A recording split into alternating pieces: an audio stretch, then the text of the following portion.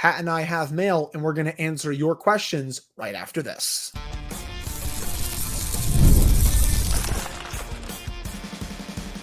You're Locked On Penguins, your daily podcast on the Pittsburgh Penguins, part of the Locked On Podcast Network, your team every day. Hello, welcome back to another episode of the Locked On Penguins podcast. I am one of your hosts, Hunter Hodes. You can follow me on Twitter at Hunter Hodes, joined by my co-host, Patrick Damp. You can follow him on Twitter at Synonym for Wet, and you can follow the show's Twitter at LO_Penguins. Of course, thank you all so much for making this your first listen/watch of the day. We are free and available on all platforms. And finally, today's episode is brought to you by Game Time. Download the Game Time app, create an account, and use code LOCKEDONNHL for $20 off of your first purchase. Terms apply. So it is a nice feel-good Mailbag Friday to end your week of June here. And also, thank you all so much for sending in so many questions. We got about 35 to 40 questions for this week. So if we don't get to your specific question today, we apologize about that. We very well might have to do a part 2 next week just because we got so many questions for today's episode. But to start off today's show, we're going to group the goaltending questions into one specific segment just because we got quite a few about the goalies. Starting with our little adventures, this comes from YouTube. This person goes, I believe a goaltending duo of Nedeljkovic and Blomqvist would be great, but we'll have to trade Jari. If that happens, if we can, we'd have 14 plus million in cap space, and that's after all of our signings already. What do you think the chances are for this to be our scenario? And if Dubas is to fill out our gaps as a team, there are a number of them. What two are on the top of your list and why? So as for your first question about Ned and Blomqvist, I understand that people think that that might work, but as we discussed on Thursday, you're running the risk of giving him a little too much money for someone who's been inconsistent throughout his career. And while he did outplay Jari down the stretch, his save percentage was kind of just okay. And I feel like his numbers down the stretch were also just okay as well because they were kind of running him to the ground. I mean, they needed to play him every game just because he was the better goalie, but you saw him suffering a little bit. So while I understand that people want Ned and Blomqvist to be a tandem, I'm just not fully sold on that overall. Yeah, you'd be getting out of Jari's contract, but I don't know, man. Trusting your goaltending situation on a goalie who's also been very inconsistent year to year, and then a kid who's never played an NHL game, that just carries a lot of risk. It really does. Like you said, we talked about that on yesterday's show. I think it's a very big risk if you have those two. Not that I'm sitting here pretending like Jari's going to suddenly bounce back and become a workhorse goaltender next year, but if you extrapolate out Alex Nedeljkovic's full season and kind of apply the analytics and the trends and the numbers to what he did all season long, it doesn't come out much better than Tristan Jarry. So if you're hoping he can turn into a starter, both the history and the statistical trends do not point to that. And at this point, Joel Blomqvist is a wild card. Yeah, he very well could come up next year and wrestle the starting job away from Jarry or whomever else the Penguins have in net by playing incredibly well in his first season. But you also don't know that if it's going to translate to the National Hockey League. Great story in The Athletic earlier this week about the USA Hockey Goaltending Coaching Symposium. And they talk about something in there that I think was very smart. And it has to do a little bit more with goaltender development at the youth levels rather than at the professional level. But it brings up a good point that you don't get a lot of touch points for development as a goaltender because you play a full game. In practice, you're taking shot after shot after shot, as opposed to being a skater where if you're in practice, you go through the drill, you do your portion of it, then you go into back into line or onto the bench, and the coaches can tell you what you've done well, what you've done poorly. Same thing for games. You go out, you play your shift, you come back to the bench, coach talks to you, you can pull out the iPad, see what you're learning. If you're a goalie, you're on an island. So it's very difficult to extrapolate whether or not Joel Blomqvist can translate what he did in the American League into the National Hockey League. And until it's really fully time for him to take over, I don't want to put that risk at the forefront to start next year. Yeah, I agree with you. I just think it's too risky overall, but this does play into the next question overall. This comes from Scotty P. What do you think the odds are that we will have a new starting goaltender for next season? I think we'll be keeping Ned, but what do I know? I think in terms of a new starting goaltender, I'm 70-30 that Jari is coming back. I think, again, if you can get an upgrade like a Linus Ullmark, I would absolutely do it. But if there's not a clear-cut upgrade out there, even though Jari has shown an ability to falter from February onward for the past couple of seasons, they probably will have no choice but to keep him for at least one more season. I really don't think Alex Nedeljkovic is coming back. I think that ship has sailed. I think he's going to get some nice 1B money. I very much could be wrong, but again, I really don't see him coming back. But as for the second part of the question that our little adventurers asked earlier, if Dubas is to fill out our gaps as a team, there are a number of them. What two are the top on your list and why? This actually goes with another question. This comes from Lenny from YouTube. What's the number one priority in both of your opinions this offseason for Dubas? So number one for me, third line center. I really think they need a true third line center that can contribute offensively, 17 to 20 plus goals, someone who can also play defensively. Again, I liked Lars Eller this past season, but they need someone that can play third line center that's a bit younger, someone that can drive more offense, someone that can get more out of some of the younger players on this team, like a Valtteri Pustin and maybe like a Jesse Puljujarvi if he plays third line minutes.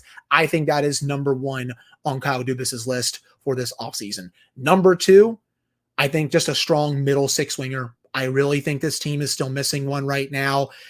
Obviously, they don't have Jake Gensel just because they traded him. They got Bunting back, but even with Bunting in the lineup, even with Rust in the lineup, even with Raquel still there right now, even heck with Riley Smith here right now, even though I expect him to be dealt before the season starts, they still need another middle six winger that can contribute, 20 to 23 goals for a season. I think those are the two biggest things Kyle Dubas needs to address this offseason, along with maybe getting another top four defenseman.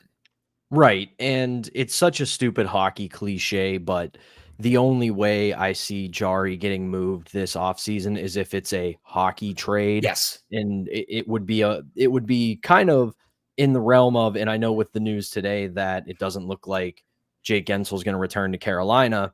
That at the same time still was a mutually beneficial hockey trade, as I've talked about on the show before.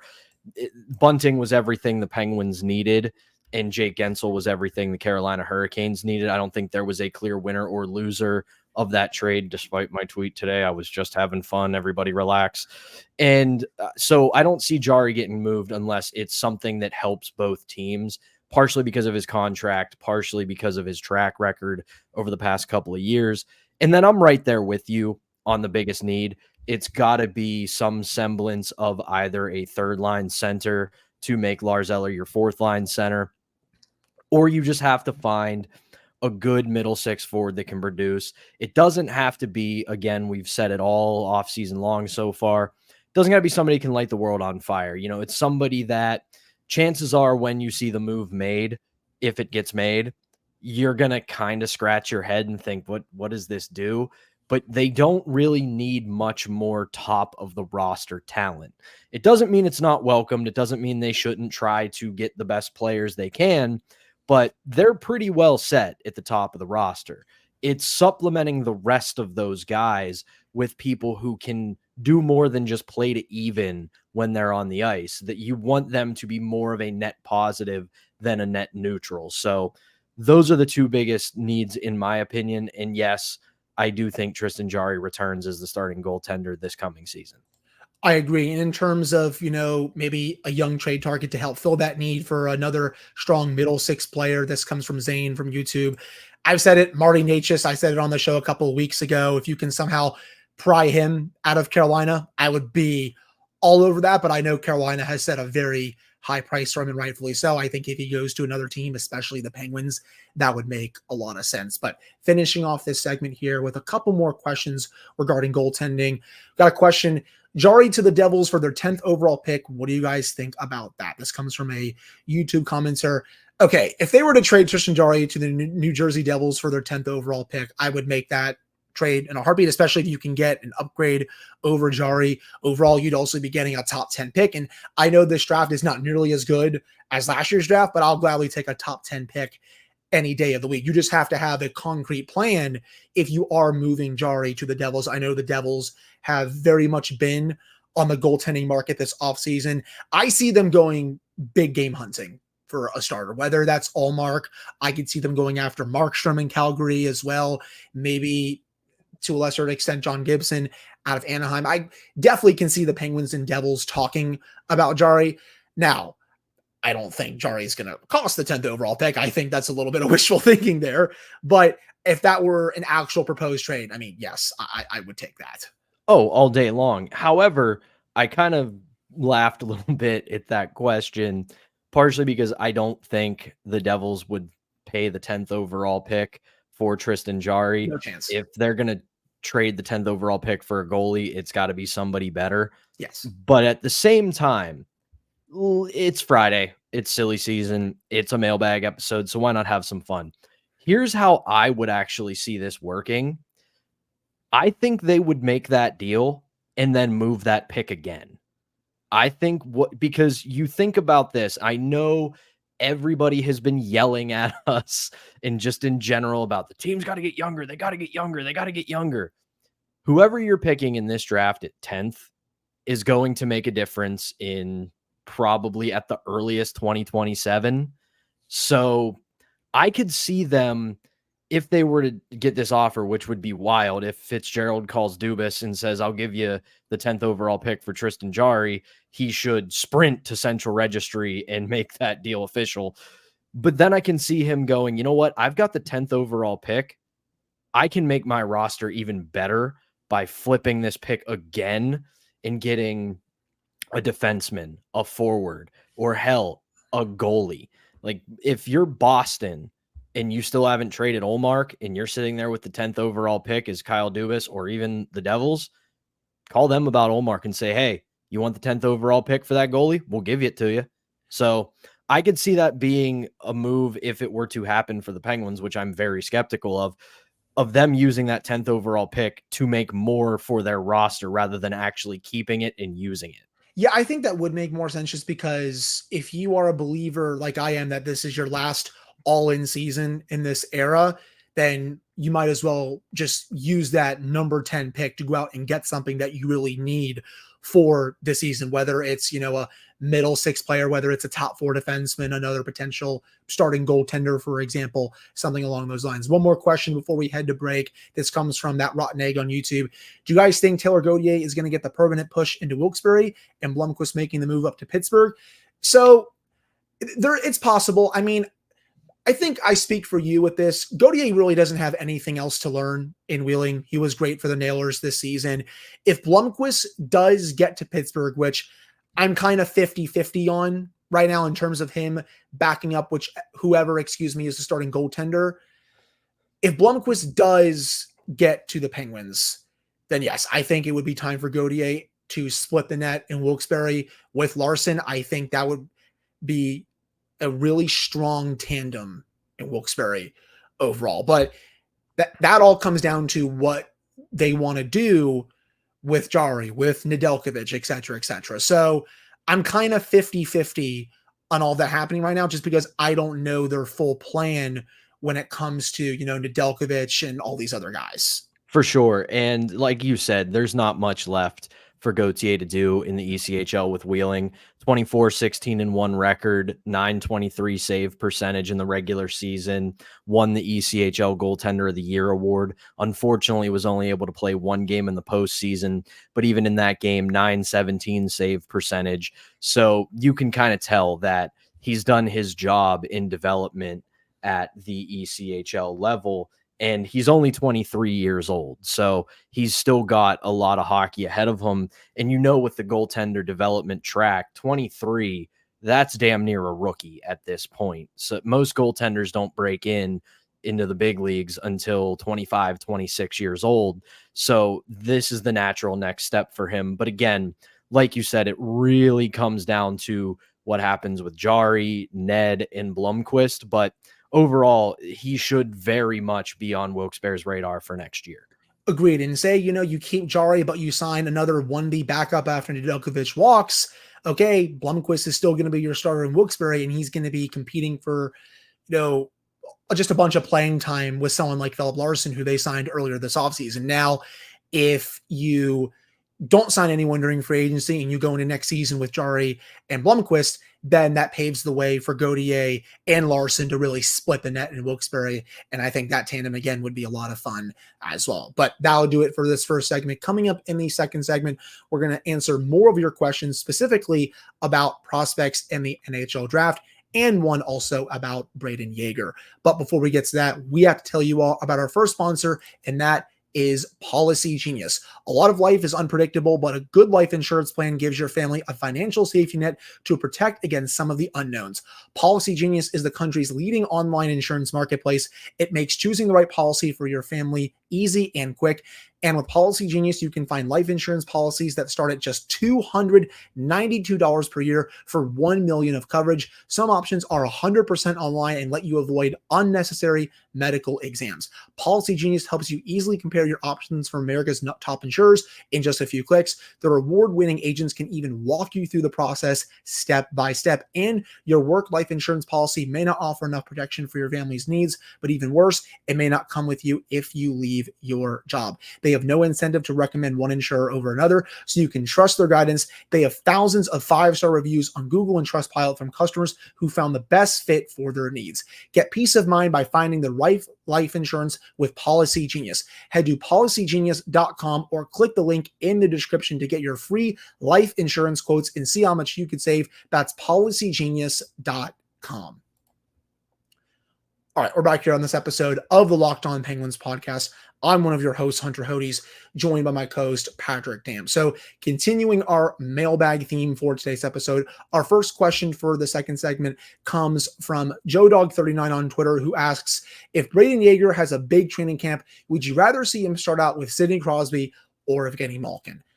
I say Evgeny Malkin. I think having another pure finisher on his line would do big wonders for him. You saw how great he and Bunting worked at the end of last season when Bunting was finishing off so many of Gino's chances. And it was just great seeing someone actually finish the chances that Gino was creating. Malkin was creating chances all year long on his line, but so many players that were just rotating in on his line outside of Riley Smith were really not even finishing their chances. And we can honestly say that for Smith as well. Outside of that first month, it was just hard for him to get more points because no one was finishing those chances. But if you have Yeager on there, he's someone who has a booming shot. He's also turning into a great playmaker. I would like to see him with Malkin a little bit more over Crosby, though I do think he would fit well with both. I am right there with you. I would put him with Gino. And that's because, and this is going to sound silly considering Crosby's most productive winger was Jake Gensel. We've seen throughout Crosby's career, the guys that work best with him aren't just pure sniper finishers. Yes, they are goal scorers. Obviously, Jake Gensel, one of the best goal scorers we've seen in a Penguins uniform in a long time. And that's saying something considering the insane amount of talent that's come through our team in our city. But you look at the guys that play best with Sid that have been the most productive with Sid. You've got Pascal Dupuis, you've got Chris Kunitz, you've got Jake Gensel, and these are guys who have a little bit more sandpaper to their game. Or in Jake Gensel's case, he's not a guy who skates down the wing, takes a pass, and rips one past the goalie. Jake Gensel's a very smart positional player, and that's why he meshed so well with Sid, because he knew where to be to get those passes rather than a guy who Crosby just gets him the puck and lets him cook. Then you look at a lot of the players that have meshed really well with Evgeny Malkin. Think James Neal. Think Riley Smith before he fell off of a cliff. Now think Michael Bunting to a certain extent. It's guys who can shoot and clean up what Evgeny Malkin sets up in the offensive zone. And I think that speaks a lot more to Yeager's game and would make him mesh better with Evgeny Malkin rather than Sid. Again, pure finishers. That's really all it comes down to with this. And I think he would be a really fun fit on an Evgeny Malkin line. But keeping up with the prospect talk, another question, which prospects do you expect to make a difference next year for the Penguins? Okay, so this is kind of a tricky question because I'm not sure at this time who is going to fully make the leap. If I had to guess, Ponomarev coming over in the Gensel trade. If there's one player who I know is going to make the team out of camp, at least to me, I think it's him. I think he's going to earn a spot in the bottom six, whether he's an 11th forward, whether he's the 12th forward, heck, whether even he's a 13th forward. I do think he makes this team out of camp, but the organization seems to be really high on him. Blomqvist, if he makes it, I think he can make a good impact, especially as a backup. Koivunen, I'm not sure if he's going to make it just yet. I think he still could use a little bit of seasoning in the AHL, especially as he gets used to North America a little bit more. Jaeger, we just talked about him. If he makes it, I do see him making at least a decent impact as well. Owen Pickering, he's not there yet, my friends. I still think he's a couple years away at best at this point. That's who I really am looking at in terms of prospects for next year right now. I really shouldn't even say Jack St. Ivany is a prospect just because he already played on the Penguins and he looked pretty solid during those 12 to 13 games. But in terms of the prospects that I think could make a difference for this upcoming season, that's who I would put out there. Yeah, Ponomarov seems like the obvious answer. They've spoken very highly of him. He's got a tiny bit of NHL experience under his belt, and he didn't look out of place at all in those games a couple years ago. And I do think that I wouldn't be surprised. I think he's, again, another guy who I think he could be very similar to Jaeger in this respect, and that's Tristan Brose. I could see him making a little bit of a push in camp like Jaeger did last year, to where he's not going to make the team. He's not going to be on the opening night roster, but we may be talking about him a lot more than we currently are, because I think he'll stand out and make a bit of a difference, because he was huge in the college ranks. Yes. And he, similar to how we've spoken about Jaeger and juniors, he's a guy who you look at his game and think, all right, this is tailor-made to step up to the next level and continue his development. Again, don't think we're going to see him in a Penguin sweater this season, but I do think coming out of camp, he's going to be our Jaeger for next year, where we're following him intensely to see where he's at. I can see it. I mean, he's definitely not ready for the NHL just yet. He needs some more seasoning in some of the lower leagues, but I could see him having a really strong camp and then maybe making a bigger push for next year's camp overall. And I guess if you want to throw Sam Poulin in there, he'll obviously have a shot at making the team, but is he really considered that much of a prospect at this point? I mean, I guess you could maybe argue it, but he's still going to have a real shot at making this team out of camp. I feel like at this point with him, it's put up or shut up time. Overall. 100%. This is, I've made the joke on here for my Red Dead Redemption fans, even though it's technically not a Red Dead reference, just an Old West reference. It's the last chance saloon for him. He has to take the next step. Otherwise, you just have to part ways because it's just not working out. Agreed. And last but not least, yes, I figured we would get some 2024 NHL draft questions, whether it's from Nick Hutchison, who asks, assuming they keep both picks, who are some prospects you'd like to see taken? Then you have King Clarkey, who asks, can I take a moment to start the Alphonse Frey propaganda? More on that in a second. And to another question where there's any second round prospects that really excite you in this upcoming draft. Okay, so first things first, people. I have my Penguin specific big board dropping in a couple of weeks. It's going to consist of 5 to 6 to 7 players who I do think could be available to the Penguins when they pick in the second round. It's going to be something similar to what I did last year. I had a whole Google Doc that I made. I put it on social media. I just wrote a bunch of notes down from the film that I watched for all the prospects for the 2023 NHL draft. And I'm going to be doing the same this year as well. With that in mind, it's not finalized yet, but I will give you a tease and I'll make Clark very happy because Alphonse Frey is one of my favorite prospects in this draft. He's a Swedish defenseman, only 18 years old.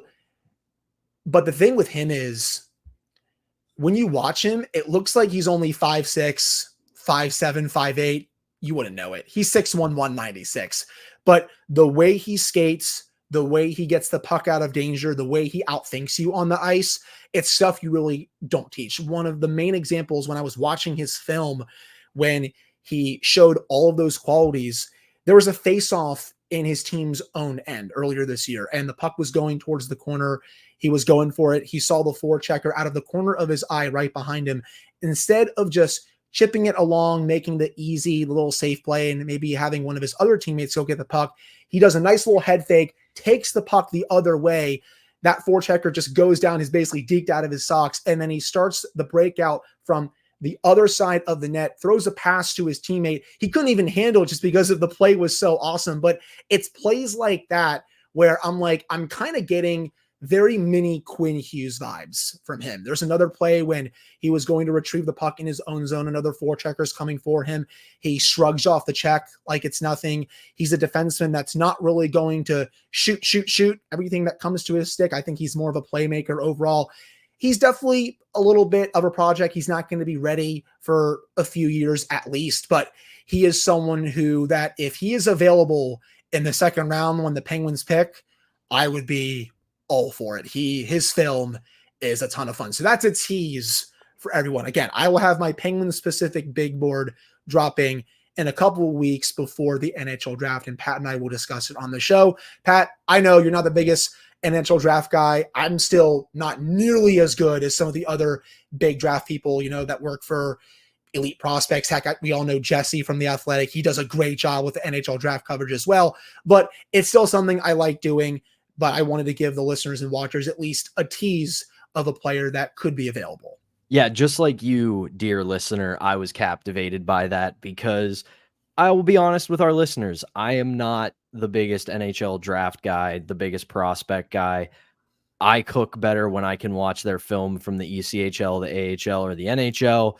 I will make sure to look over at Hunter's notes, copy his work, and pass it off as my own because he is much, much smarter than me when it comes to the draft. But yeah, I mean, like Hunter said, he actually did show me some of that footage from Frey earlier. And if that guy's available for one of the 2 second-round picks, run to the stage, Kyle. No, you can't run to the stage because they're having the draft at the Sphere this year, and it's all remote. So run to the camera and the phone and make that pick. Yeah, I agree with you, man. If he's there, just go right up there and potentially make him the pick. And also, he's a lefty, but he plays on his offside. That's just how good this player is overall. But that'll do it for the second segment. Coming up to end the show, we're going to get into more of your mailbag questions. Most of them are miscellaneous, some fun questions to end today's episode. But before we get to that, we have to tell you all about our last sponsor, and that is Game Time. Game Time makes getting NBA Finals tickets even faster and easier. Prices on the Game Time app actually go down the closer it gets to the tip-off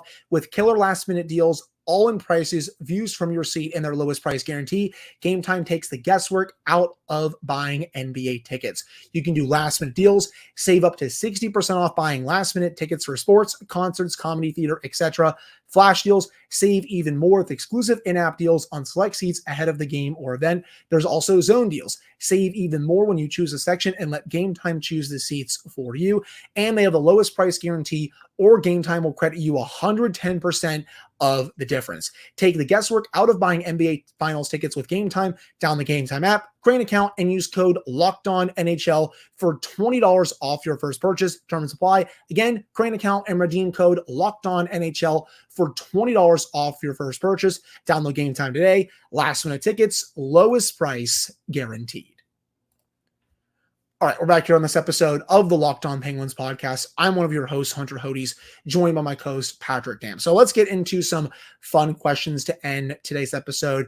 This comes from Hannah Kirkle. What's your favorite Penguin memory of all time? I mean, I've been thinking about this for a while. I could easily do something 2008, 2009, but I think my favorite memory for me, Penguins winning the 2016 Stanley Cup on the night I graduated high school. I will forever remember that night as the one the Penguins won the cup. I mean, I didn't even have my phone for the entire first period. I remember when I got my diploma, I found my family in the crowd, and then I asked what the score was, and my grandpa literally mouthed me 1-0 Pittsburgh, and he mouthed me Dumoulin, and I was like, Dumoulin score? I was like, what in the heck?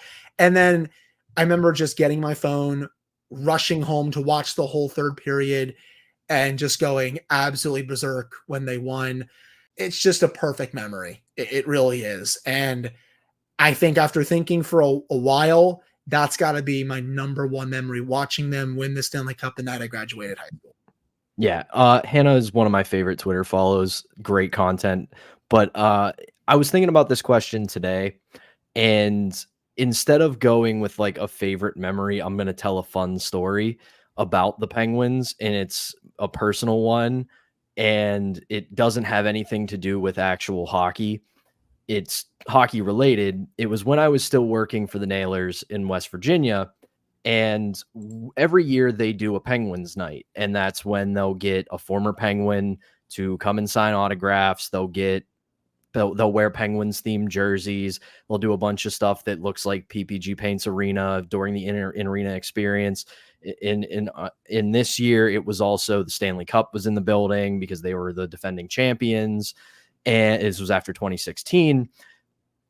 I go into work that morning, and one of the owners of the team, and remember, this is minor league hockey. It's not the pros. Like, the owner first name basis. They work across the hall from you. You're not, they're not all the way up in an ivory tower. So the one owner walks up to my desk the morning of this game, the Penguins night game, and says, "Hey, you have any meetings or anything set for today?" And I was like, "No, I don't really have anything going on." Throws me his car keys, and he says, "All right, go home, put on a suit. You got to go to the airport." And I'm like, "I got to go to the airport for what? I have to drive up to Pittsburgh for what?" And he goes, "I need you to pick up Pascal Dupuis." And I was like, "Are you kidding me? Like, what?" And he was like, "Yeah, I need you to go pick up Dupuis." And I was like, "We didn't get a car service for him?" They're like, "No, we can handle it. He's got friends in the area, and he's gonna hang out with them, and he's gonna take them back to the airport." And I'm like, "Sweet, sounds great." So I go change into a suit, take the car, drive to Pittsburgh International.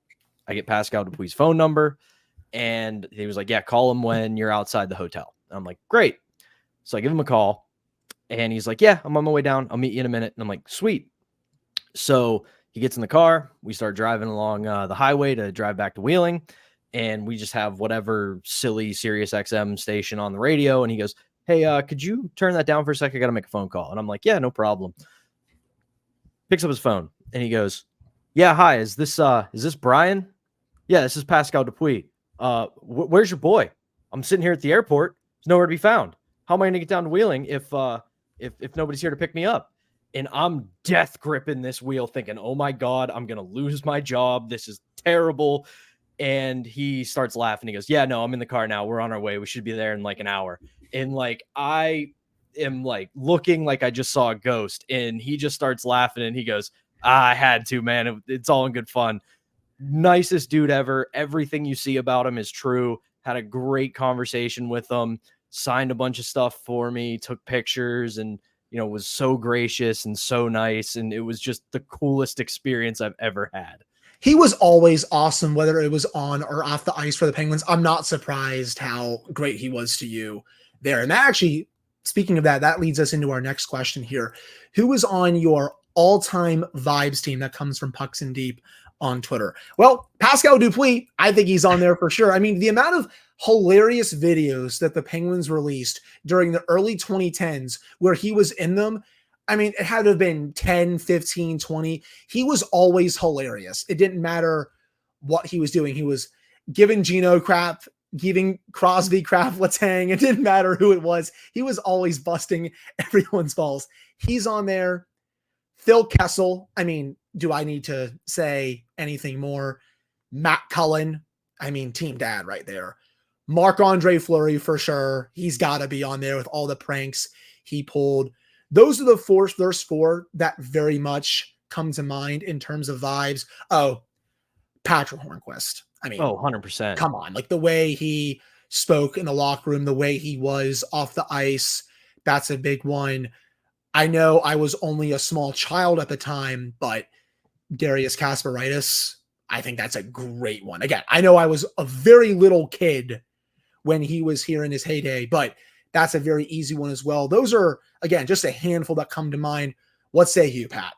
Got to put him on the list because he was great for a long time. Rick Tocchet. Yes. And he was, again, absolute warrior on the ice, all-time vibes guy off the ice. If it was circulating Twitter a few weeks ago when Vancouver was still in the playoffs, the clip of him making spaghetti at his bachelor pad in Pittsburgh during the 1993 season, absolutely incredible content. I also got to put on there Jaromir Jagr. Yes. We know how good of a hockey player he was. Away from the rink, rock star. The stories are endless. You know them. I know them. I'm not going to recount them here because some of them aren't even PG, but all-time vibes guy. And then lastly, but not leastly, and it's just for one specific moment, and it was in the 24/7 documentary, Ben Lovejoy.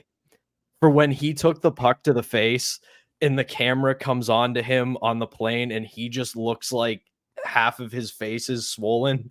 And he looks at like Sid and Flurry and whoever else was in the video with this gigantic swollen face and just goes, yeah, the doctor said the pressure would make it swell. Can you tell I got hit? That's a great one. I'll throw Max Talbot in there too. I think it was from that same documentary. Him, Crosby, Fleury, a bunch of other players are playing on their PSP. Remember those, by the way? Yeah. Everyone. And they're just getting so competitive and then they're just calling each other names. But Max Talbot, definitely also a big vibes guy, as well. So that's a very fun question. This one also comes from Brandon. Pineapple on pizza, yes or no? No. Sorry, Brandon. I am not a pineapple on pizza guy. Absolutely not. What about you? It is a no from me, dog. Yes, absolutely not. Another one here. This is from Eric Scott on YouTube. Maybe a little history. I was wondering how the show started and how you two met and became co-hosts. And no, it's not too personal. So I started this show senior year of college, 2019-20 season. And I mean, you go back to listen to the first episode compared to now, I don't sound anything like I do now, to say the least.